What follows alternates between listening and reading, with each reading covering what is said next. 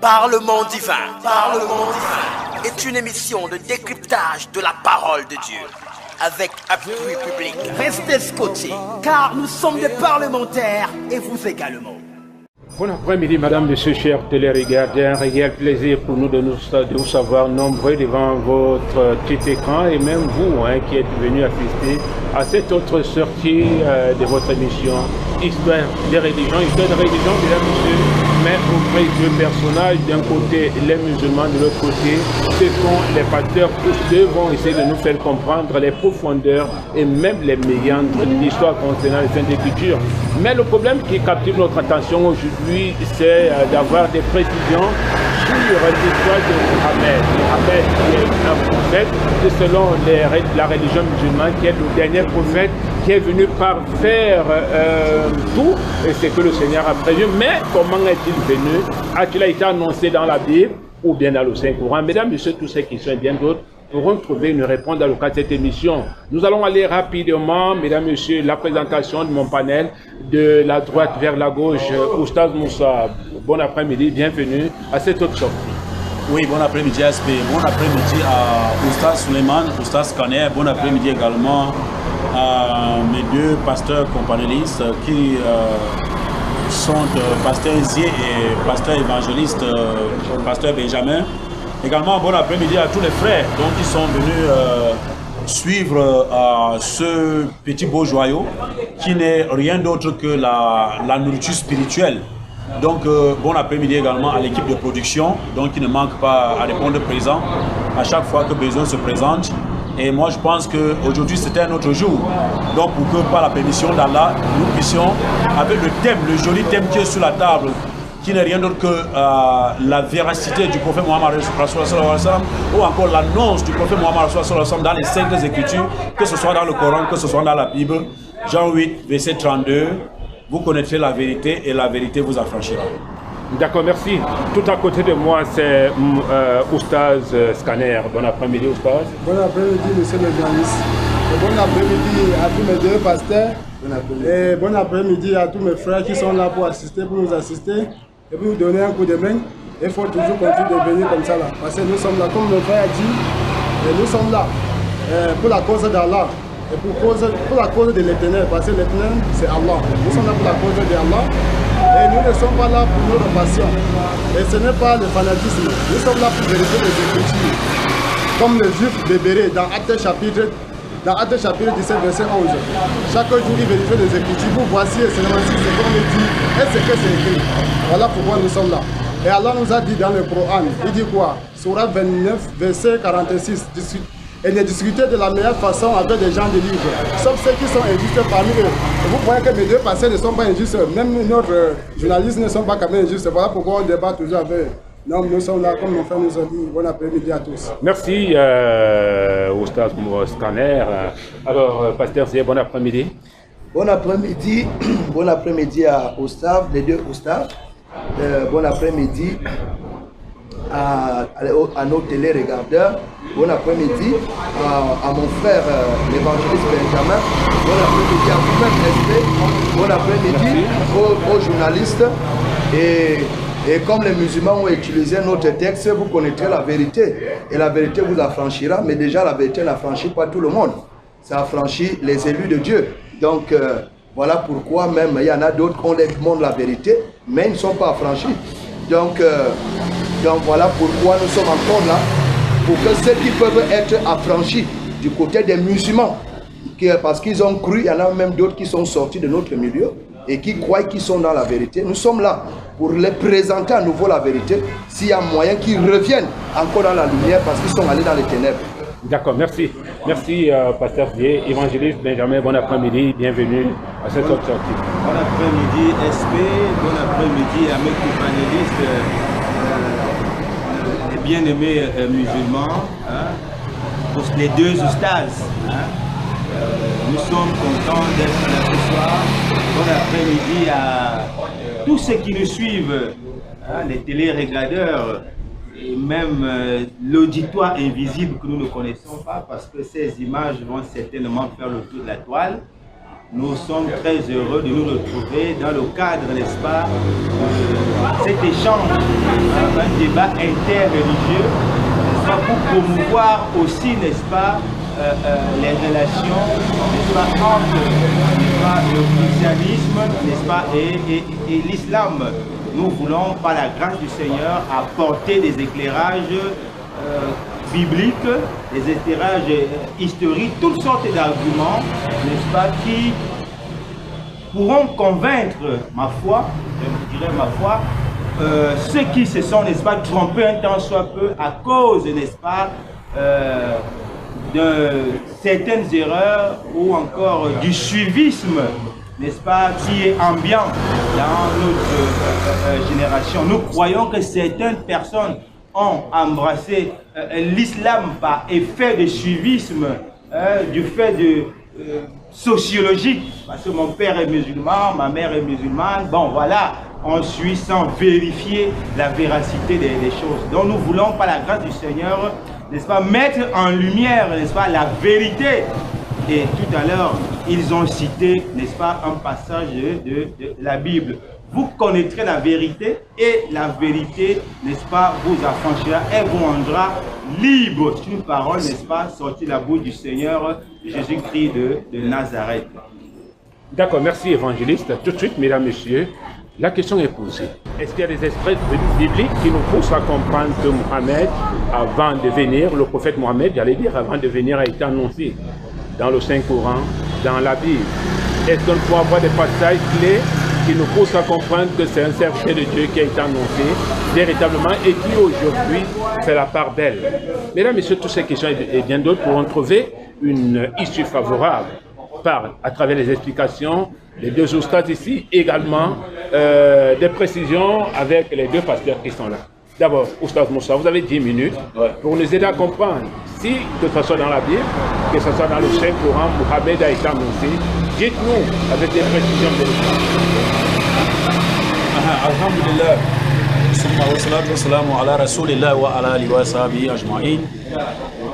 Comme ça, je rends gloire à Allah subhanahu wa ta'ala, le créateur du ciel et de la terre, de l'univers également, donc il nous a permis une fois de plus de nous retrouver ici cet après-midi avec un nouveau souffle, étant en santé. Donc cette louange la mérite, donc on l'attribue à cet Allah là, donc qui est le détenteur de ce pouvoir. Nous allons dérouler sur le thème donc qui est de démontrer où est-ce que le prophète Muhammad Rasulullah sallallahu alayhi wa sallam a été annoncé comme tous les autres prophètes ont été annoncés dans les Saintes Écritures. Moi je vais commencer par dire Muhammad Rasulullah sallallahu alayhi wa sallam, donc dans le Coran comme dans la Bible, il a été annoncé. Mais beaucoup plus dans la Bible. Pourquoi? Parce que après les fragmentations de la Bible, donc il y est resté quand même quelques débris donc à l'intérieur, parce qu'il n'y a pas de crime parfait. Donc n'ayant pas de crime parfait, donc nous allons fouiller dans la Bible, puisque c'est le seul document donc on peut utiliser comme un document antérieur. Je dis bien comme, suivez bien le sens de mon français, comme un document antérieur. Bien que la Bible n'est pas comparable au Coran, mais comme les écritures anciennes et authentiques n'existent plus, donc nous allons nous fier donc à ce qu'eux ils utilisent, bien que falsifié, et que tout ne peut pas être falsifié. Donc c'est pour cela donc, en toute sincérité, que nous allons donc aller fouiller dans la Bible, donc connaissant bien la chose, que le crime ne peut pas être parfait, même s'il monte, même s'il descend, il y aura les traces à l'intérieur. Et c'est là-bas que nous allons aller rechercher les traces, commençant par le livre de Genèse, dès le début, dès le commencement de l'histoire. Il y a l'annonce du prophète Muhammad sallallahu alayhi wa sallam. Le Genèse, mon frère, tu peux nous lire Genèse 17, hein, au verset 20. Genèse 17, à partir du verset 19 même. 18. Ou bien tu prends à partir du verset 18, on va rapidement. Vas-y frère. Il dit alors à Dieu, oui. Je veux qu'Ismaël vive et que tu t'intéresses à la famille. Voilà. Dieu dit, non, ta femme Sarah te donnera un fils que tu appelleras Isaac. Oui. Je maintiendrai mon alliance avec lui et avec ses descendants après lui. Ce sera une alliance pour toujours. Oui. De plus, j'ai entendu ta demande en faveur d'Ismaël. Je je le bénirai. Oui. Je le rendrai fécond. Voilà. Je lui donnerai un très grand nombre de descendants. Oui. Il sera le père de 12 chefs. Oui. Voilà. C'est bon. Il sera l'ancêtre d'un grand peuple.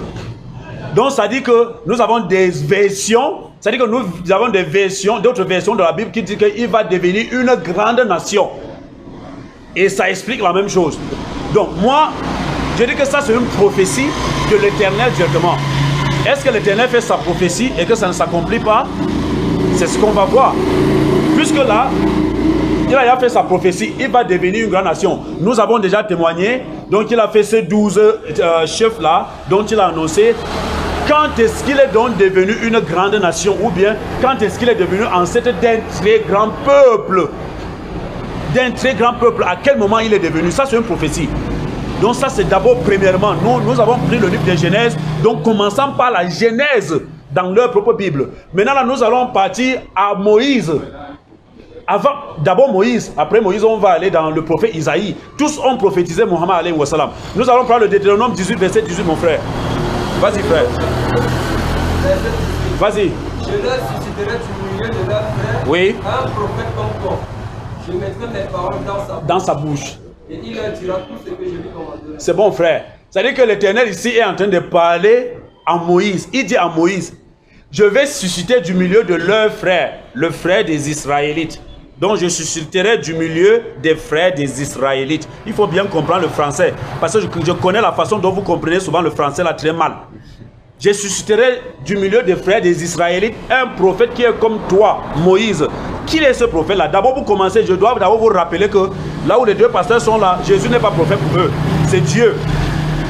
Donc quand ils vont prendre la parole, il va falloir qu'ils trouvent le prophète là eux-mêmes. Parce que eux-mêmes vont nous dire c'est quel prophète, puisque Jésus est déjà Dieu, donc écarter Jésus de cette course-là. Donc le prophète qui est comme Moïse là, c'est qui? Dans le Deutéronome 18, verset 18. Prends le Deutéronome 33, mon frère, verset 1 à 2. Deutéronome chapitre 33. Oui, à partir du verset 2. Verset 2. Vas-y. Il dit, oui. L'Éternel est venu du Sinaï. L'Éternel vient du Sinaï. Il s'est levé sur le de Séhir. Il s'est levé du Séhir. Il a resplendu de la montagne de Pharaon. C'est bon, mon frère. Ça dit que voici trois prophéties. Ça dit que c'est trois paraboles de l'Éternel. Ça dit que le prophète Moïse est en train de dire que l'Éternel s'est levé de Sinaï. Tout le monde ici connaît que le mont Sinaï, c'est le mont de révélation. Ça dit que où Moïse a reçu la loi, il a reçu la révélation de l'Éternel. Ça dit qu'il s'est levé de Séhir. Quand vous voyez la carte du monde, Séhir se trouve à Jérusalem. C'est le mont Séhir où Jésus lui-même, il partait toujours à la montagne pour prier. C'est là où il prenait sa révélation. C'est écrit dans la Bible là. Ça dit qu'il partait toujours à la montagne pour prier. C'est la montagne de Séhir là où il prenait ses révélations. Et il a fait quoi? Il a resplendi de la montagne. Et il resplendit maintenant de la montagne de Paran. Paran se trouve ici là à la Mecque. Paran, c'est le désert du Paran, c'est ici à la Mecque. Ça veut dire quoi, pasteur? Ça veut dire que voici les trois grands prophètes de l'histoire de la prophétie. Donc, qui marquent l'histoire de la prophétie, bien qu'il y ait 124 000 prophètes au total, il y a trois qui ont marqué l'histoire. Il y a le prophète Isaïe qui a reçu la loi, il y a le prophète Jésus qui a reçu la grâce, et il y a le prophète Mohammed qui vient accomplir la loi. Et ça veut dire qu'il vient maintenant pour faire quoi? Il confirme d'abord tout ce qui s'est passé et maintenant il fait ce qu'on appelle prévaloir sur tout ce qui a été antérieur à lui. Voici les trois prophètes de l'histoire. Donc voilà là où si aucun pasteur n'est pas d'accord, il doit nous dire qu'est-ce que ça représente tous ces mondes-là dans la Bible. Ça représente quoi? C'est un symbole. Donc il doit expliquer quelque chose. Frère, lis-nous Matthieu 21, verset 43. Matthieu chapitre 21. Bon, ok, c'est bon, c'est bon, c'est bon. C'est bon. Maintenant là, nous avons combien de minutes SP? Voilà, il vous reste 3 minutes. Bon, bismillah Oussas. Ok, je vais tuer ces 3 minutes là. Alhamdulillah Rabbi Alami, vous avez compris ce que le cheikh a dit. Mes frères, dans le Coran, dans Surat, pas dans le Coran, Surat 7, à partir de verset 157. Surat 7, verset 157. Oui. Ceux qui suivent le messager, le prophète illettré, qu'il trouve écrit et mentionné chez eux dans la Torah et l'évangile. C'est bon, on a dit évangile, je prends d'abord l'évangile. Voilà. Le prophète, on a dit le prophète, Vous pouvez prendre maintenant Jean chapitre 1, à partir du verset 19 à 25. Jean chapitre 1, verset 19. Allah nous dit dans le Coran qu'ils trouvent mentionné chez eux. Allons maintenant chez eux. Jean chapitre 1, verset 19. Oui. Voici le témoignage des gens. Voici le témoin des gens. Hein. Lorsque les Juifs envoyèrent de Jérusalem les sacrificateurs et les Lévites oui. pour lui demander, oui. Toi, qui es-tu? Toi, qui es-tu? Il déclara. Oui. Et il n'y a point. Oui. Il déclara qu'il n'était pas le Christ. D'abord, il dit il n'était pas le Christ, ça fait un. Et il lui demandait. Il demandait encore. Quoi donc? Quoi donc? Es-tu Élie? Es-tu Élie? Ça fait deuxième. Et il dit. Je ne le suis point. Je ne le suis point.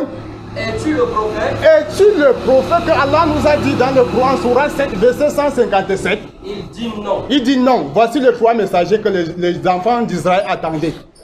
Ils attendaient le Christ, ils attendaient Élie, le Christ et le prophète. Maintenant, le passage va nous dire qui est le prophète ici là. Élie dans Matthieu chapitre 11. Jésus nous dit que Élie c'est qui? C'est Jean-Baptiste. Et le Christ, nous savons que le Christ c'est Jésus-Christ. Maintenant, qui est le prophète? Question. Alors qu'Allah nous a dit dans le Coran, le prophète, qu'ils trouvent mentionné chez eux. Le prophète, Allah dit le prophète. Et voilà le prophète là maintenant, comme on nous montre dans l'évangile. Allah dit quoi? Dans l'ancien et le nouveau. Sauf si je mens. Maintenant, il va nous montrer qui est le prophète. Parce qu'on connaît Jean-Baptiste qui est Élie, le Christ qui est qui? Jésus-Christ. Maintenant, qui est le prophète? Parce que les trois personnes mentionnées, bel et bien écrit. Voilà pourquoi Allah nous dit dans le Coran, Sourate 3, verset 111. Allah dit quoi? Oh gens des livres chrétiens, pourquoi mélangez-vous le faux et le vrai? D'accord. D'accord. Non, c'est bon. Merci. Okay, merci pour cette introduction, mesdames, messieurs, chers téléregardeurs. Vous avez écouté l'annonce de Mohammed selon les musulmans dans la Bible et dans le Coran. Nous allons laisser 10 minutes également aux pasteurs. Ils vont essayer de nous aider à comprendre également si réellement Mohammed a été annoncé, le prophète Mohammed a été annoncé dans la Bible et également dans le Saint-Coran. Alors, pasteur, je vous laisse poursuivre. Oui, j'ai toujours dit la Bible, lorsqu'on entre là-dedans, il faut comprendre le contexte. Je reviens dans Genèse 17, qui a été lu le verset 20. Il est dit, donc, relis-nous. Genèse chapitre 17, verset 20. Oui. À l'égard d'Ismaël, oui. Je t'ai exaucé. Oui. Voici, je le bénirai, je le rendrai fécond, et je le multiplierai à l'infini. Oui. Il engendra 12 princes. Oui. Et je ferai de lui une grande nation. Ok. Dans le verset, il s'agit de qui? De Ismaël ou du prophète Mohammed? La première question. Il s'agit ici de Ismaël. La Bible n'est pas embrouillée. La Bible n'est pas fou. Et maintenant, la Bible promet 12 princes. Allons chercher les 12 princes. Nous allons dans Genèse. Apprends-nous Genèse 25. À partir du verset 13. Pour qu'on trouve les 12 princes. Si on y a Mohamed mentionné dedans. La Bible ne fait pas dans les symboles à ce niveau-ci. Oui. Voici les noms des fils d'Ismaël. Voilà. C'est-à-dire qu'il a été promis qu'il aura 12 fils qu'on appellera princes. Allez-y maintenant. Voici les 12 fils d'Ismaël. Oui. Par leur nom, selon leur génération. Oui. Nébéon, premier-né d'Ismaël. Oui. Kédar, Abdil, Misbam, oui. Mishbam, oui. Touma, Massa, Adar, Ekma, Shekor, Jepaïs et Ketma. Voilà. Nous avons les 12. Ça veut dire que où est Mohamed écrit dedans? Est-ce que Dieu a oublié le nom de Mohamed dans les 12 fils? Donc vous voyez qu'il n'y a pas d'argument. C'est-à-dire, ni Ismaël, ni ses 12 princes ne sont pas Mohamed. Donc allez encore chercher ailleurs. Puisque la Bible vous démontre les 12 princes, Mohamed n'est pas dedans. Allons maintenant dans Deutéronome 18, qu'il a lu. Et je voudrais lui poser la question et je vais répondre. En dehors de Deutéronome 18 que vous aviez lu, est-ce que vous aviez encore un autre passage biblique qui confirme l'accomplissement de Deutéronome 18? Parce que moi, je vais vous démontrer là où Deutéronome 18 ça s'accomplit. Deutéronome 18, verset 18. À partir du verset 15, il faut toujours prendre la 15. Il ne faut jamais prendre la 18. Deutéronome 18, verset 15. Oui. L'Éternel ton Dieu ressuscitera du milieu de toi d'entre tes frères un prophète comme moi. Voilà. Vous l'écouterez. Il répondra ainsi à la demande que tu fis à l'Éternel, ton Dieu, à Horeb, au jour de l'assemblée, quand tu disais que je n'entende plus la voix de l'Éternel, mon Dieu, et que je ne vois plus ce grand feu afin de ne pas mourir. L'Éternel me dit, ce qu'ils m'ont dit est bien. Je leur susciterai du milieu de leurs frères un prophète comme toi. Je mettrai mes paroles dans sa bouche et il leur dira tout ce que je lui commanderai. Ok. Maintenant, nous avons un indice. Je ne sais pas si Mohamed était à Mont Horeb. Pour commencer, ça veut dire que il y a un peuple que Dieu est en train de créer avec lui dans le Deutéronome et il les renvoie dans ce qu'il a fait avec eux dans Horeb. Maintenant, qui est ce prophète que le Deutéronome parle? Il venait d'affirmer que entre les frères veut dire que c'est Mohammed. Je prends Actes des Apôtres qui va confirmer qui est ce prophète. Actes chapitre 3, je commence à lire à partir du verset 18. Il est dit, mais Dieu accomplit de la sorte ce qu'il avait annoncé d'avance par la bouche de tous ses prophètes, que son Christ devait souffrir. Repentez-vous donc et convertissez-vous. Bon, tu peux, je sais pas, comme tu fais la lecture, bien tu laisses les faits ici, bien tu fais la... Actes chapitre 3, verset 18. Oui, tu commences à lire au verset 18, oui. Mais Dieu a accompli de la sorte ce qu'il avait annoncé d'avance par la bouche de ses prophètes. Oui. Que son Christ devrait souffrir. Oui.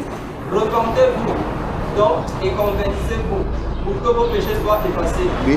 Afin que des temps de rafraîchissement viennent de la part du Seigneur et qu'il envoie celui qui vous a été destiné, Jésus-Christ. Voilà, continue. Que le ciel doit recevoir jusqu'au temps du rétablissement de toutes choses. Oui. Donc Dieu a parlé anciennement par la bouche de ses saints prophètes. Oui. Moïse a dit, le Seigneur votre Dieu vous suscitera d'entre vos frères un prophète comme moi. Vous l'écouterez dans tout ce qu'il vous dira. Oui. Et quiconque n'écoutera pas ce prophète sera exterminé du milieu du peuple. Oui. Jusqu'au verset 26. Jusqu'au verset 26. Tous les prophètes qui ont successivement parlé, le Fils après, ont aussi annoncé ces jours-là. Vous êtes les fils des prophètes et de l'alliance que Dieu a traitée avec nos pères, en disant à Abraham que les familles de la terre seront bénies en ta prospérité. C'est à vous premièrement que Dieu, ayant suscité son serviteur, l'a envoyé pour vous bénir, en détournant chacun de vous de ses iniquités. Nous voyons comment la Bible elle-même confirme que Mohammed n'est pas le prophète de Deutéronome 18. Voici tous les prophètes, que ce soit Moïse, que ce soit Samuel. Voici là où cette écriture s'accomplit dans Actes des Apôtres 3, à partir du verset 18 à 26. Donc je ne sais pas comment ils font pour voir Mohammed. Je quitte là, je reviens. Je ne sais pas si tu peux continuer avec Jean. Je reviens dans Jean qu'il a lu. Il dit ceci. Il a dit qu'on doit lui répondre qui est le prophète. Regardez comment la chose, on vient poser la question. On dit ici, es-tu Élie? Il dit non. Jean-Baptiste réellement n'était pas Élie. Comme tu es en train de faire la lecture, refais la même lecture sur là où il a dit. Après nous allons descendre au verset 23 qu'il a omis que tu puisses lire. C'est là où se trouve la réponse. 1 Jean, il a commencé à lire au verset 19. 1 Jean à partir du verset 19 jusqu'à 23. Parce que la réponse est au verset 23. Jean chapitre 1 verset 19. Oui. Voici le témoignage de Jean. Lorsque les Juifs envoyèrent de Jérusalem les sacrificateurs et les Lévites pour lui demander, toi, qui es-tu? Il déclara, et il ne dit point. Il déclara qu'il n'était pas le Christ. Et ils lui demandèrent, quoi donc? Es-tu Élie? Il dit, je ne le suis point. Es-tu le prophète? Et il répondit, non. Il lui dit alors, qui es-tu? Afin que nous donnions une réponse à ceux qui nous ont envoyés. Oui. Que dis-tu de toi-même? Moi, dit-il, je suis la voix de celui qui crie dans le désert. Oui. Aplanissez le chemin du Seigneur, comme a dit Esaïe le prophète. Ok. Jean ne peut pas leur répondre que je suis le prophète, c'est-à-dire que verbalement. Mais eux-mêmes, ils doivent découvrir de qui Esaïe a parlé. C'est pour cela que Jean ne les affirme pas directement que je suis le prophète, parce que la Bible disait, appelé le prophète Jean-Baptiste, la voix qui crie au désert. Voilà pourquoi donc il peut dire que je ne suis pas le prophète. Maintenant, si eux ils disent que c'est Mohamed, tant pis pour eux. Quand vous voulez vous perdre, la Bible va vous servir des versets que vous allez trouver comme si c'est vrai. Moins donc, 3 minutes. Voilà. Donc il ne peut pas dire comme ça. Et de l'autre côté encore, voici encore une confirmation dans Jean chapitre 1, à partir du verset 45, pour confirmer toujours que Jésus est celui-là qu'on avait dit. Voici la déclaration de Philippe. Dans 1 Jean, qu'on venait de lire, le verset 45. Verset 45. Oui. Philippe rencontra Nathanaël. Oui. Et lui dit, nous avons trouvé celui de qui Moïse a écrit dans la loi, voilà, et dont les prophètes ont parlé. Ok. Donc, de Jésus de Nazareth. Donc, je ne sais pas comment on fait pour mettre Mohamed là où Jean a parlé. Et Jésus lui-même redit encore dans Jean. Prends-nous Jean chapitre 5, verset 46, verset 45 et verset 46. C'est là que je vais m'arrêter. Jean chapitre 5, verset 45. Oui, et 6.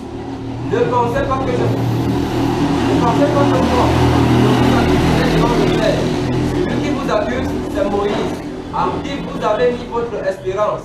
Car si vous croyez Moïse, vous me croirez aussi, par ce qu'il a écrit de moi. Voilà.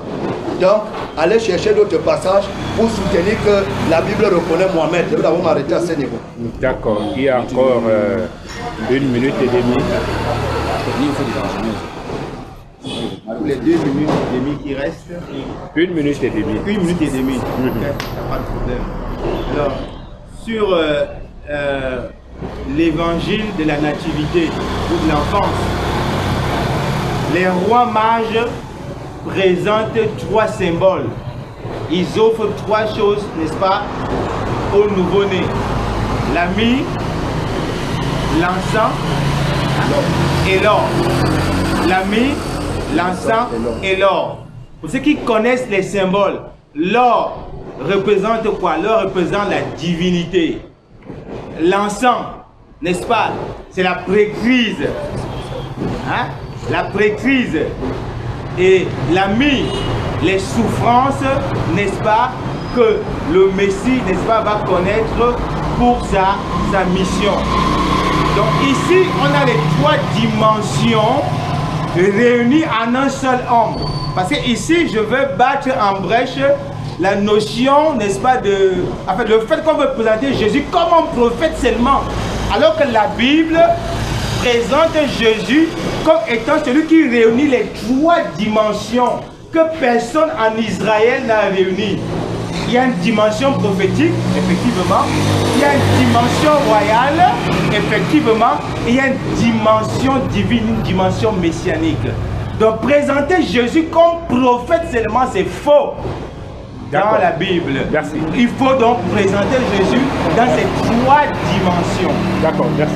Merci. Nous allons maintenant repartir 5 minutes, avec 5 minutes. Hein. Oustaz Moussa, vous avez écouté tout à l'heure l'intervention des pasteurs. Vous avez 5 minutes pour nous aider dans ces interventions. Alhamdulillah, nous avons aussi tous compris les interventions du pasteur. Je vous ai bien dit dès le départ ici que vous allez comprendre les miracles. On a donné Deutéronome 18 et on vous a bien dit ici là que les pasteurs ne sont pas d'accord que Jésus est le prophète. Il est Dieu pour eux. Vous avez compris ce que le pasteur vient de dire. Il dit que les musulmans disent qu'il est prophète seulement. Donc on va démontrer qu'il n'est pas seulement prophète. Ah, nous on est même sur Mohamed, on n'est même pas sur Jésus là. C'est toi qui dis Jésus, personne n'a parlé le nom de Jésus ici là. Ça c'est un. Frère, lis-nous Deutéronome 32, verset 21. Deutéronome 32. Ouais, vas-y frère. Verset 21. Vas-y. Ils ont excité ma jalousie. L'Éternel dit aux enfants d'Israël, ils ont excité ma jalousie. Vas-y. Il est point Dieu. Oui, parce qu'ils ont excité ma jalousie en quoi faisant? Parce que quand Moïse, il a fallu un temps soit peu que Moïse monte sur la montagne et les Israéliens, ils ont fait comment? Ils ont arrangé, ils ont fabriqué un veau Donc pour lui vouer un culte comme si c'était le veau qui était leur Seigneur. Vas-y. Ils vont irriter par leurs vaines idoles. Vous comprenez, non? Par leurs vaines idoles. Vas-y. Et moi, j'exciterai leur jalousie. Allah, l'Éternel dit que je vais donc exciter leur jalousie. En quoi faisant? Parce qu'il n'est point un peuple. Parce qu'il n'est point un peuple. Continue. Je les irriterai par une nation insensée. Je vais les irriter par une nation insensée. Hey, pasteur. Je vais irriter la jalousie des Israélites. Écoutez bien, des Israélites par une nation insensée. Ça veut dire que cette nation n'est point israélite encore. Selon la Bible, le peuple arabe, c'est insensé. Selon même la Bible, c'est un peuple insensé. L'âne sauvage. C'est vous qui avez l'habitude de faire comme vous prenez comme une injure alors que c'est un symbole. C'est-à-dire que l'Éternel dit que je susciterai, c'est-à-dire que la jalousie des Israélites par un peuple insensé. C'est-à-dire qu'automatiquement, ça ne peut plus être un peuple. Jésus va confirmer ça. Lis-moi Matthieu 21, 43. Vas-y, frère. Verset 43. Vas-y, frère. Il a dit. Écoutez une autre parabole. Vas-y. Il y avait un homme. Oui. Maître de maison.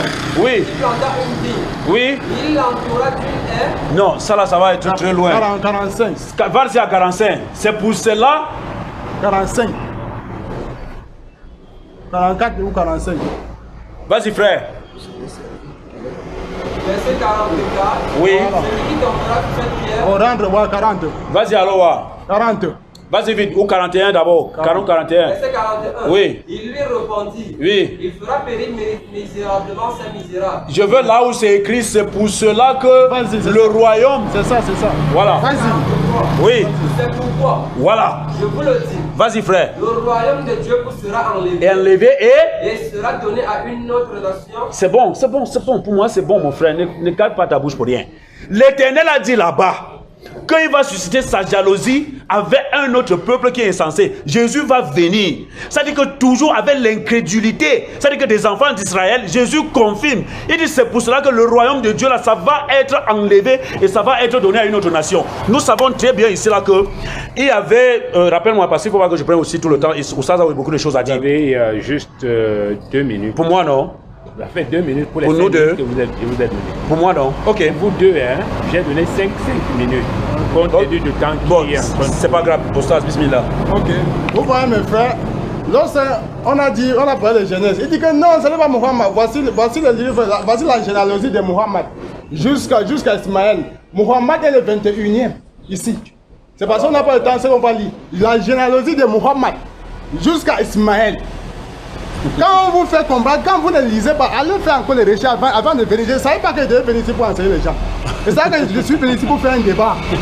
Lorsqu'il dit que Deutéronome 18 que c'est Jésus qui s'en m'étonne, son frère, il contredit même son frère. Son frère dit que non, Jésus n'est pas un prophète. Il est Dieu pour lui, il n'est pas un simple prophète. Alors qu'on dit quoi? Un prophète comme toi. Est-ce que Moïse, est-ce que Jésus qui c'est comme Moïse? Non. Alors que Deutéronome chapitre 34, verset 10 nous dit quoi, petit? Dis-moi ça. Il dit que non, c'est Jésus-Christ. Qui vous a dit ça? Vous ne pouvez même pas. Oui, Deutéronome 34. Deutéronome 34. Verset 10. Verset 10. Il a dit que c'est Jésus, non? Il n'a plus paru en Israël. Il n'a plus encore paru en Israël. De prophète semblable à Moïse. Un prophète semblable à Moïse. Alors face à face. Alors qu'on a dit quoi? On a dit dans Deutéronome 18 quoi? Un prophète comme toi. Un prophète comme toi. Quand il dit dans Jean chapitre 1, verset 19, il dit quoi? Il dit que non, c'est qui t'a dit que c'est Jésus? Il y a 3 prophètes qui sont mentionnés. Il y a le Christ, il y a Élie, il y a le prophète. Qui est le prophète? Donne-nous le nom du prophète. Question. D'accord, merci. Merci, mesdames, messieurs, chers téléregardeurs. Je voudrais vous rappeler que nous parlons là de l'annonce du prophète Mohammed dans la Bible et dans le Coran. A-t-il été annoncé, oui ou non? Maintenant, si lui il a été annoncé, nous avons besoin de support nous permettant d'avoir une parfaite connaissance sur son annonce. Voilà.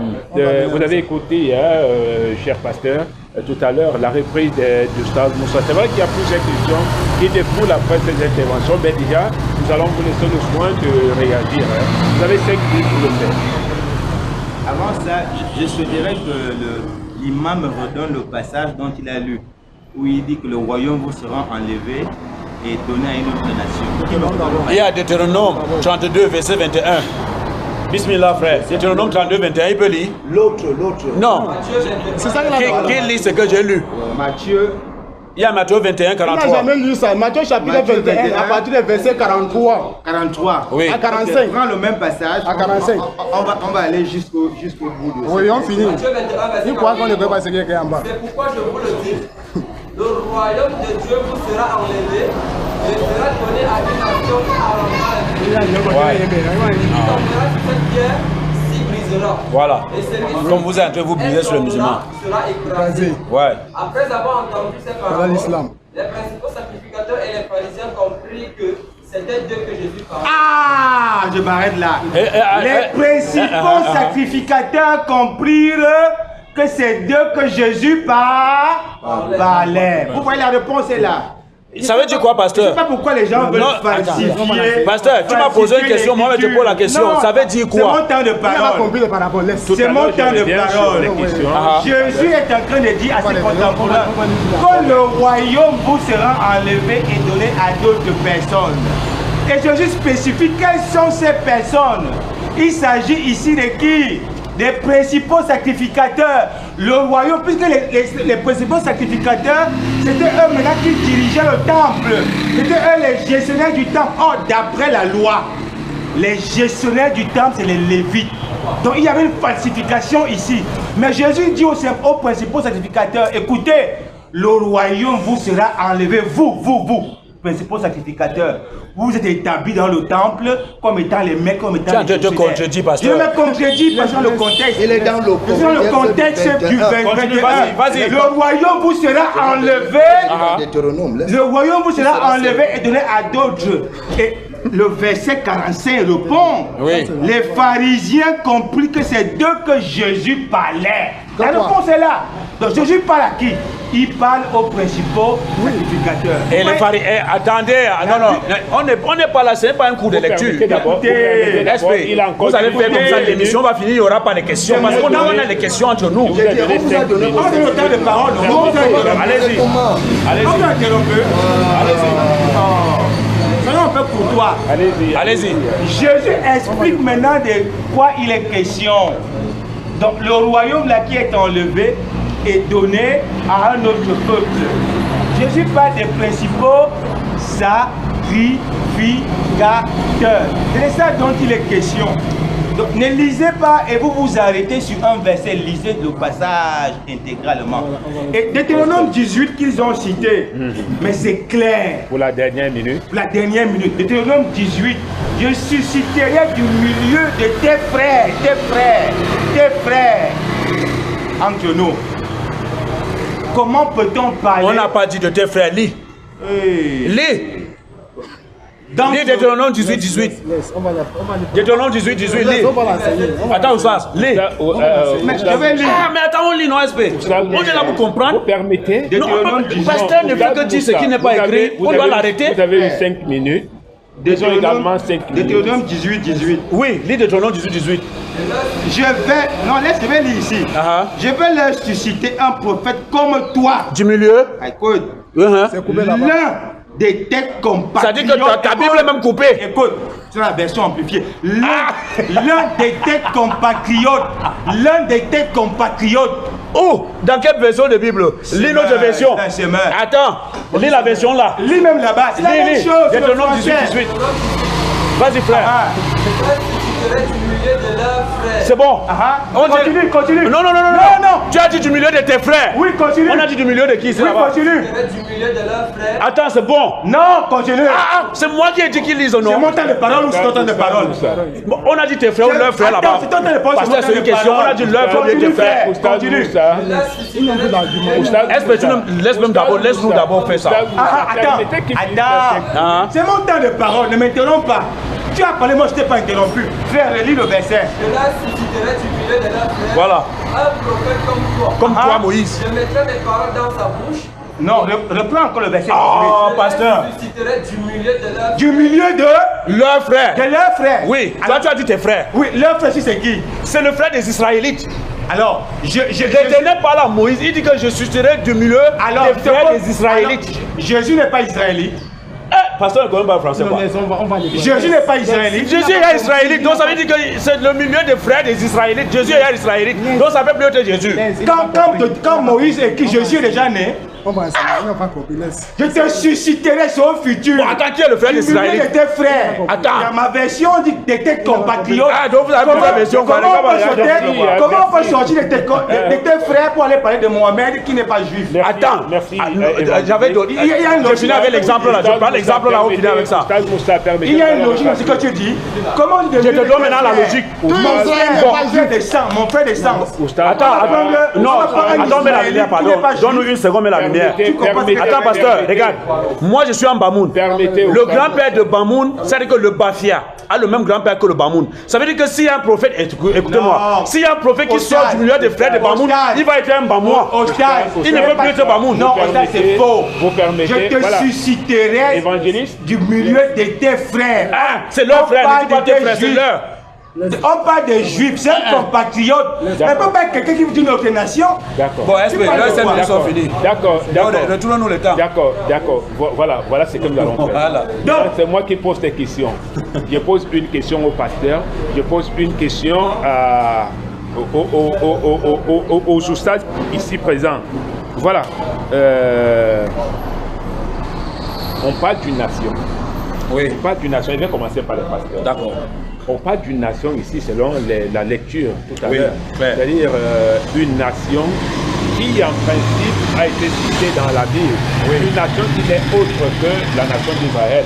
De quelle nation parle-t-on ici? Est-ce que c'est juste une fantaisie de mots ou alors c'est une histoire fabriquée de toutes pièces? Ça, c'est la question au pasteur. Maintenant, concernant les musulmans, je vais poser une question. Voilà. Pourquoi le prophète Mohammed... Nous, on veut d'abord la même question. Il répond, nous, on répond.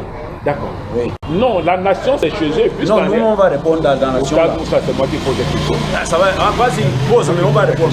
La question que je pose chez vous est de savoir pourquoi être annoncé beaucoup plus dans la Bible que dans le Coran. Ça, c'est la question qui vous regarde. Allons-y. Maintenant, je me retourne d'abord vers les pasteurs. Ok. Déjà ici dans Deutéronome 32 qu'ils ont lu, où il dit ils ont excité ma jalousie parce qu'il n'est point Dieu. Ils m'ont hérité par leur vaine idole. Moi, j'exciterai leur jalousie parce qu'il n'est point parce qu'il n'est point un peuple. Je les hériterai par une nation insensée. Voilà.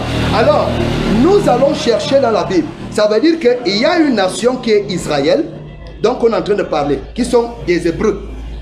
Que Dieu est en train de dire, il dit, ils ont. Donc, nous, et Moïse était avec qui? Avec les Hébreux. Il n'y avait pas des Égyptiens dedans. Il n'y avait pas, n'est-ce pas? Parce que lui-même, là où il est là, il est Bamoun. Parce que s'il se met dans la nation de Mohamed, il va me dire comment il a fait. Parce que s'il veut aller dans la nation comme arabe, parce qu'ils étaient purs hébreux, il n'y avait pas de mélange. Il n'y avait pas ni des gens d'Ismaélites. Suivez. Oui, ça veut donc dire maintenant, je laisse toujours le soin à la Bible elle-même de nous trouver. La nation donc il est voilà, donc première nation, c'est les purs Israélites. Il n'y a pas à Deutéronome. Et il y a même un truc qu'il a dit là, qui ne comprend pas. Lorsqu'on disait qu'il n'y a jamais eu un autre prophète comme Moïse en Israël, il est où? Il est en quoi, Deutéronome 39? Il n'est pas dans l'évangile. Je ne sais pas si lui-même il réfléchit même. Donc, maintenant, c'est Deutéronome qui a dit, et c'est Deutéronome qui a toujours dit. Ça veut dire que tu n'as pas quitté Deutéronome pour monter ailleurs. Maintenant, nous avons ici cette prophétie qui va s'accomplir dans Romains chapitre 10. Il dit ceci, verset 19. Si tu peux le lire. Romains chapitre 10, verset 19. Oui. Mais je dis. Oui. Israël est une oui. Moïse, le premier dit. Oui. J'exciterai votre jalousie. Oui. Parce qu'il n'est point une nation. Oui. Je provoquerai votre colère par une nation sans intelligence. Oui. Ok. Oui. Même Esaïe. Oui. Pousse la hardiesse. Pousse la hardiesse parce qu'il continue ce que l'autre a dit. Vas-y. J'ai été trouvé par ceux qui ne me cherchaient pas. Voilà. Je me suis manifesté à ceux qui ne me demandaient pas. Oui. Mais au sujet d'Israël, il dit, j'ai tendu mes mains tout le jour vers un peuple Ok. Va maintenant dans Romains chapitre 11, à partir du verset 11 et 12. Romains 11, verset 11. Oui, parce que c'est la même histoire. Je dis donc, oui. Est-ce pour tomber qu'ils ont bronché? Loin de là. Mais par la chute, le salut est descendu accessible, est devenu accessible aux païens, afin qu'ils puissent exciter à la jalousie. Voilà, ça va même là. Ça va là. Donc, ici, donc, le peuple que Dieu est en train de parler, selon les prophéties et selon beaucoup de versets bibliques, quand on va encore donner le temps, ce peuple devient donc un peuple mélangé où on va retrouver, on les appelle les païens. Les païens ici, on va retrouver les Grecs, on va retrouver les Romains, on va retrouver les Bamoun, on va retrouver les Ewondo qui vont maintenant servir un seul Dieu. Et Dieu ne va plus les appeler des peuples, il va les appeler un seul peuple. C'est-à-dire c'est un mélange maintenant de toutes les nations parce que ça confirme ce que Dieu avait dit à Abraham. Je bénirai toutes les nations en toi. Donc voilà comment cette prophétie vient s'accomplir. C'est pourquoi au jour d'aujourd'hui, Dieu a un peuple qui est mélangé. Au jour d'aujourd'hui, ce n'est plus rien que les Hébreux. Il y a d'autres nations et Dieu les appelle un seul peuple parce qu'ils ont un seul Dieu, ils ont un seul Seigneur, ils ont un seul baptême. D'accord, merci. 4 minutes, Oustaz Moussa, vous avez 4 minutes. Oustaz, commence pour bien, je prends. Oustaz Scanner, allez-y. Oui, vous voyez mes frères, c'est-à-dire ça c'est un enseignement que les jeunes donnent. Ce n'est pas un débat. Là, vous ne savez pas prendre le même Romain qu'elle a lu là, lis ça. Romains chapitre 10. Oui, regardez comment Jésus donne un enseignement qu'elle ne comprend pas. Mais je dis, oui. Israël n'est-il pas sûr? Oui, non, Romain, là il a dit que je sais, oui. Continue. Romains 11, verset 11. Oui. 11. Oui. Je dis donc, oui. Est-ce pour tomber qu'ils ont branché? Oui, Moïse. Je sais. Moïse. C'est ça qu'il voulait te lire dans Romains 10. Tu l'embrouilles. Lis ça, Romains 10. Verset 19. Romains 10, verset 19. Voilà, à 31. C'est pas ce que tu vas Israël n'est-il pas sûr? Oui. Moïse est le premier dit. Oui. Ah, c'est bon. Moïse est le premier. Donc c'est Moïse qui a dit dans Deutéronome chapitre 18, verset 18. Regardez comment vous ne comprenez pas les Écritures. L'Éternel dit à Moïse. On dit Moïse a dit. Regardez comment vous ne comprenez pas les Écritures. On dit Moïse a dit. Est-ce que c'est Moïse qui a dit ça? Dans Deutéronome chapitre 18, verset 18, on dit quoi? L'Éternel dit à Moïse. L'Éternel dit à Moïse. Mais ici on dit que Moïse a dit. Ça c'est quand il veut troquer le verset. Voilà pourquoi Allah dit dans Sourate 3, verset 71. Oh chrétiens, pourquoi mélangez-vous le faux et le vrai? Et le frère dit que non, dans le Coran, le prophète a été annoncé par Jésus qui est dans le Coran. Sourate 61. Sourate 61, verset 6 nous dit quoi? Lis. Il revient encore sur ça. Lis. Il faut lire. Oui, lis. Ouais. Et quand Jésus, fils de Marie, dit, ô enfant d'Israël. Et quand Jésus, fils de Marie, dit, ô enfant d'Israël, c'est Allah qui est en train de rappeler à qui? À Mohammed. Le Coran. Oui. Ô enfant d'Israël. Ô enfant d'Israël, il avait dit, oui. Je suis vraiment le messager d'Allah envoyé en vous. Oui. Confirmateur de ce qui, dans la Torah, est antérieur à moi. Il a confié dans Matthieu chapitre 5, apparaît verset 17. Continue. Et annonciateur d'un messager à venir après moi. Dans Jean chapitre 16, verset 7. Continue. Donc le nom sera Ahmad. Donc le nom sera Ahmed. Voilà la Bible qui dit que voilà la Bible qui mentionne le nom de Muhammad dans la Bible. Voilà, c'est la Bible du peuple. C'est mentionné. Continue à lire. Voilà ça qui mentionne le nom de Muhammad. Quand vous dites ça, vous avez peur. Quand vous dites ça, et dis un pasteur, quand vous dites ça, vous tremblez quoi? Il faut lire. Quand vous dites que le nom de Mohamed dans la Bible, vous tremblez quoi? Mais c'est où? Mais on vous a montré ça? C'est où? Genèse 18, dans la Bible, le commentaire avec la Bible du peuple. C'est ça ici. Commentaire là, ça c'est les musulmans qui ont écrit la Bible. Jean 16, verset 7. Jean 16, verset 7, lis là-bas. Oui. Jean chapitre 16. Non, attends. Non, c'est notre temps. C'est pas eux qui doivent te demander de lire notre temps. Non, c'est notre temps. Non, vous ne commandez pas notre temps. Non, attendez, vous allez à votre temps, il va lire. Parce que nous avons beaucoup à dire. Allez-y. Le frère, montage, je reprends. Oui, allez-y, vous avez encore. Vous voyez, mes frères, quand ils n'ont plus l'argument, je les ai dit dans Jean chapitre 1, verset 19 à 25, qui est le prophète? Le débat va finir ici là. Le frère, ils ne peuvent même pas jamais répondre à ça. Et en plus, ils ont parlé des nations, Oustaz. Attends, Oustaz, lis-nous Genèse 18, fais vite. Genèse chapitre 18. Verset 18. Verset 18. Oui. Abraham deviendra certainement une grande nation. Oui. Et puissante. Oui. Et en lui seront bénies toutes les nations de la terre. C'est bon. Ça veut dire que tout doit venir d'Abraham. Ça veut dire que toute la foi, les fragmentations de la foi, ça doit venir d'Abraham. Ça veut dire que si dans Matthieu 21, verset 43, Jésus dit que la nation vous sera enlevée et donnée à une autre nation. Alors qu'il y a deux fils d'Abraham qui ont reçu la promesse des nations. Il y a Isaac et il y a Ishmaël. Oui. Alors que Jésus est venu de la lignée d'Isaac. Jésus qui est le dernier prophète des Israélites. Il dit que la nation vous sera enlevée. Ça veut dire que soit la prophétie rentre en arrière, c'est ceux qui ont précédé Jésus parce qu'il était dernier, soit ça va dans une autre nation qui est Ismaël, parce qu'il n'y a pas trois nations. S'il y a troisième nation par rapport à la foi, parce que toute la foi est basée dans Abraham. S'il y a une autre foi, il faut nous dire, vous parlez des païens. Les païens, ça veut dire qu'ils réclament quelle nation devant Abraham? Dites-nous la nation des païens. Puisque toi tu dis que quand Jésus enlève la nation là, il donne aux païens. Les païens ne réclament ni de Jésus ni de Mohammed. Selon ce que toi tu es en train de dire. Ça veut dire que c'est quelle nation? Donc il y a une troisième nation qui a créé. Et il relève donc de qui? Alors que le père de la nation, le père de la foi, c'est Abraham. Oui, et nous dit comment il a dit. Attends, je suis 30 secondes, vous avez 30 secondes. 30 secondes. Je suis l'oustaz. Non, je vais s'arrêter. 30 secondes. Oui, oui. 30 secondes. Le frère dit comment nous, dit que nous sommes pas nous, comment, alors nous ne sommes pas les Arabes. Comment on devient maintenant sur le peuple de Muhammad? Surah chapitre 25, verset 1er. Qu'on exalte la bénédiction de celui qui a fait descendre de son serviteur le livre de discernement, pour qu'il soit un avertisseur à tout l'univers. Si je suis dans l'univers, je fais partie de la nation de Muhammad. Claire. Pour que Muhammad soit un avertisseur et un annonciateur à tout l'univers. Donnez-nous un verset comme ça, frère. Claire. Voilà pourquoi je fais partie. Merci. Je suis dans l'univers. Claire. Ok, d'accord.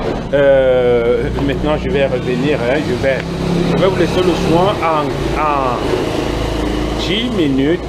Vous avez 10 minutes. Nous avons juste 10 minutes pour clôturer cette sortie. En 10 minutes, je vous laisse le soin de vous poser les questions entre vous. C'est-à-dire, très ordonné, vous posez d'abord la question. Vous posez la question. Ils ont 2 minutes pour répondre. Ils vous posent également la question. Vous avez 2 minutes pour répondre. On commence par là. Pour la première question, ça. Oui, pour la première question. Genèse 17. Il faut pas l'enchaîner. Au verset 20, directement. Ismaël, non, c'est bon. Ismaël a eu reçu une promesse de l'Éternel. C'est une prophétie qui doit s'accomplir. Qu'il va devenir une grande nation. Je veux savoir, pasteur, quand est-ce que Ismaël est devenu une grande nation et comment? Et par qui? Et par qui? Merci. Vous avez Mais que lui-même, hein, je dis bien, que lui-même sort la réponse. Comment il est sorti? Mais c'est une question que vous avez posée. Pourquoi vous nous envoyez de répondre? Sortez. Vous-même sortez. Non, sauf s'ils nous disent clairement, qu'ils n'ont pas de réponse. Nous, on va comprendre qu'ils n'ont pas de réponse. Ou il dit qu'il ne connaît pas tranquillement. Non, j'ai dit ceci. On a dit c'est question-réponse. On a posé la question au pasteur. Pourquoi vous êtes compliqué comme ça? J'ai dit ceci. Et ça, c'est le piège. C'est une question. Pourquoi j'ai dit que c'est le piège? Parce que la Bible t'a répondu. La Bible a répondu. Mais là où ça a répondu. La Bible t'a répondu. On a dit ici qu'il aura 12 princes. Je n'ai pas parlé de prince. J'ai dit qu'il va devenir une grande nation. Attendez, je regarde ma question. Ismaël va devenir une grande nation. Je vais savoir. Quand est-ce qu'il est devenu une grande nation et par qui et comment? J'ai dit ceci. Dit. La même prophétie. Je parle pas de la même prophétie. Lis. Lis la deuxième réponse. Parce que quand vous dites la vérité. À l'égard d'Ismaël. Vas-y, frère. J'étais exaucé. Oui. Voici. Oui. Je le bénirai. Oui. Je le rendrai fécond. Vas-y, frère. Et je le multiplierai à l'infini. Oui. Il engendra 12 frères. Oui. Et je ferai de lui une grande nation. Voilà. À partir de quoi? De ces 12 princes. À quel moment qui t'a dit ça? Voilà la lecture. Par qui? Voilà la lecture. Laisse que je te réponde. Voilà la lecture. Ça dit quoi? Il devient une grande nation. Relis avec la fin du verset. Je peux faire quoi? Il engendra 12 princes. Oui. Et je ferai de lui. On a ça ici la réponse. Voilà. Et maintenant, là où tu es là, je te prends l'exemple. Là où tu es là, il y aura beaucoup de Oustavo Moussa comment? Si tu n'as pas des enfants qui vont accoucher des enfants et des enfants. Si. Vous n'avez pas honte. Non, laisse. Ça dit que la honte, ça dit que la honte ne vous connaît même plus. Non, j'ai dit ceci selon le verset. Puisque toi-même. Quel verset? Oui, j'ai dit ceci. C'est à partir des 12 princes, comme avec Jacob. Voilà. Lorsque Jacob a eu 12 fils. Voilà. Lorsque Jacob... Attends, alors on te donne la réponse. On ne lit pas les commentaires. On ne lit pas les commentaires. On ne veut pas les commentaires. On ne veut pas les commentaires. Les commentaires. Qui vous a donné la Bible? Les commentaires. Mais c'est le commentaire de la Bible. Les commentaires. Et ça, c'est le musulman qui écrit. Je vous pose la question. Les commentaires. Oui, quoi? Attends, commentaire de quoi? Coran ou bien Bible? Le verset, je ne vais pas répondre. Voici le commentaire de ça. Vous posez la question et vous discuterez. Où on va vous répondre? Merci, pasteur.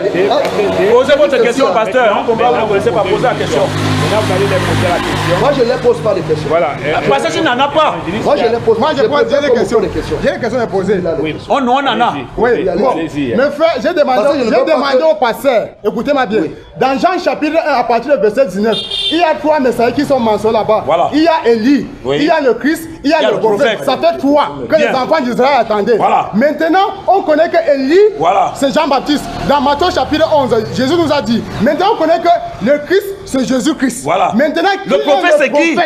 Question. Voilà ma question. C'est qui le prophète? Ok. Les Jean 1, verset 10, à partir du verset 10. Il va dire que c'est Jésus. Il n'a jamais lu.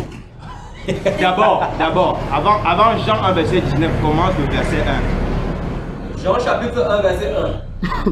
Au commencement était la parole, et la parole était avec Dieu, et la parole était Dieu. Elle était au commencement avec Dieu. Toutes choses ont été faites par elle, et rien de ce qui a été fait n'a été fait sans elle.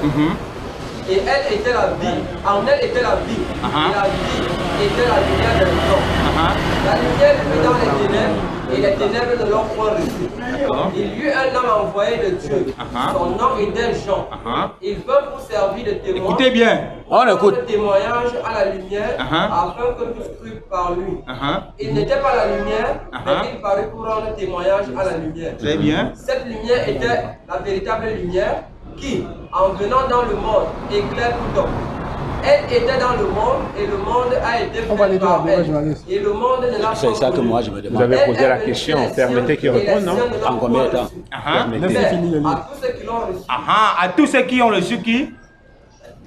À tous ceux qui l'ont reçu. À ceux qui croient en son nom. À ceux qui croient en son nom qui? Elle a donné le pouvoir de devenir enfants de Dieu, lesquels sont nés, non du sang, ni de la volonté de la question qu'il a posée. Mais de la volonté de l'homme, ni de la volonté de l'homme, mais de Dieu. Et la parole a été faite chair. La parole a été faite, le verbe est devenu chair. Parce que attends, la question c'est quoi?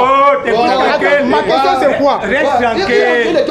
Regarde comment il fuit la question. Ne fuis pas spécial, journaliste. Le cadre de la question. On ne veut pas l'idiotie. C'est pourquoi nous fais l'idiotie. Vous faites l'idiotie dans le sens que vous posez la question. On a posé une question précise. Ma question est précisée par la question. Ne soyons pas bêtes. La question, permettez qu'il réponde. Permettez-moi de répondre à la question. Je ne suis pas bête. Quand on lit un texte. Les gens vous regardent. Voilà. On va couper, on va publier. Il pose la question, il pose la question de savoir quel est le prophète. Oui. C'est sa question, non? Et à partir du verset, relis là où tu t'es arrêté. Non, il a lu, vas-y, qui c'est qui? Il faut qu'il comprenne, il n'a rien compris. Lis encore. Et la parole a été faite chair. Qui s'est fait chair? La parole. Qui est devenu chair? Non. Attends, ça. Vous avez parlé là, on ne vous a pas été. Vas-y, non. Il a posé la question. Il nous a posé la question que c'est qui? C'est une question rhétorique. C'est qui? Qui s'est fait chair? Qui a été fait? C'est Jésus. C'est Jésus qui est devenu chair. Qui est le Christ? Continue. Jésus est le Christ. Et elle a habité parmi nous, pleine de grâce et de vérité. Plein de grâce et de vérité. Ça c'est Jésus-Christ. Alors, donc, allons donc au verset 19. Qui est le prophète? Et qui est Élie? Alors, verset 19. C'est le témoignage de Jean. Voici le témoignage de Jean. Lorsque les Juifs envoyaient de Jérusalem les sacrificateurs et les Lévites pour lui demander, toi, qui es-tu? Qui es-tu? La réponse de Jean. Voilà. Et ne le nia point, il déclara qu'il n'était pas le Christ. Et il dit qu'il n'est pas le. Il n'est pas le. Jésus n'était même pas là. Il n'était pas là. Il n'est pas le Christ. Jean, je ne suis pas le Christ. D'accord. Il demandait, quoi donc? Es-tu Élie? Voilà. Il dit non. Je ne le suis point. Voilà. Es-tu le prophète? Il dit quoi? Et il répondit non. Non. Ça fait combien de prophètes? Combien de messagers? Il dit alors, qui es-tu? Afin que nous donnions une réponse à ceux qui nous ont envoyés. Que dis-tu de toi-même? Oui. Moi, dit-il, Je suis la voix de celui qui crie dans le désert. Oui. Aplanissez le chemin du Seigneur, comme a dit Ésaïe le prophète. Oui. Ceux qui avaient été envoyés étaient les pharisiens. Il lui fit encore cette question. On va lire la Bible. Pourquoi donc Il ne fait pas. C'est une question de taille. C'est une question de taille. Pourquoi donc baptises-tu si tu n'es pas le Christ, ni Élie, ni le prophète? Il n'est ni Élie, ni le prophète. Pourquoi baptises-tu? La réponse de Jean? Oui. Jean leur répondit, moi je baptise d'eau, Oui. mais au milieu de vous, il y a quelqu'un que vous ne connaissez pas, qui vient après moi. Jésus-Christ. Je ne suis pas digne de délier la couronne de ses souliers. Voilà, on peut même s'arrêter là. Ouais. Où est Mohamed dedans? Explique. Où est Mohamed dedans? Où est Mohamed dans Donc tu as dit tout ça pour dire ça. Mais il a dit. Il t'a posé une question simple. Non, soyons honnêtes. Il ne peut pas répondre. Soyons honnêtes, pasteur. Voici la question. Je lis tout ça du verset 1 jusqu'à là. Est-ce que tu es Élie? Est-ce que tu es le Christ? Est-ce que tu es le prophète? Permettez qu'il réponde. Tu n'as pas dit que c'est Mohamed, hein? On permet encore qu'il réponde. C'est pourquoi moi j'ai dit que je ne pose pas des questions parce que moi je vois que vous cherchez vraiment la question. Il a dit que Jean 1,19, les gens vont le suivre. Parce que les gens vont le suivre. Il a dit que le Coran a annoncé Mohamed et que la Bible a annoncé Mohamed. C'est pas sa question. C'est pas la question qu'il a. Il a posé une question. Il a Jean 1,19. Donc quand je vais lire Jean 1,19, je veux qu'il me montre Mohamed dans Jean 1,19. Il a cité Jean. Il a cité Jean 16 et 7. Il a cité. Je veux qu'il me montre Mohamed dans tout ce qu'il a lu. Il n'y a pas de Mohamed dedans. Ni dans Jean 1,16. Évangéliste, je reviens sur un détail. La question est de savoir quel est le prophète dont fait mention ce texte de Jean. C'est tout. C'est la question. Je suis en train de répondre. Je dis que le texte, c'est qui? Jean parle de Jésus. Jean c'est qui? Jean parle de Jésus. Il y a quoi? Et dans mon introduction, je vous ai présenté Jésus qui remplit les trois fonctions. La fonction prophétique, la fonction messianique et la fonction royale. Et tous les voici là où les gens ne comprennent rien à rien. Moi je n'aime pas les gens. Tu vois, le problème c'est qu'il faut comprendre un texte. Il ne faut pas seulement lire pour lire. D'accord, merci. Il faut comprendre ce que Jean est en train de dire. Merci, merci. Tu ne comprends pas ce que Jean dit. Merci, prophète. Pasteur, calme-toi. Merci, pasteur. Merci, évangéliste. Merci, Oustaz Moussa. Merci, Mohamed Oustaz Scanner. Mesdames, Messieurs, chers téléregardeurs, le temps qui nous est parti est arrivé à son terme. Nous sommes allés très vite. Mais je pense que nous allons revenir dessus sur cette histoire de Mohamed, l'annonce de Mohamed dans le Coran. Et nous allons revenir, mesdames, messieurs, dans nos prochaines sorties.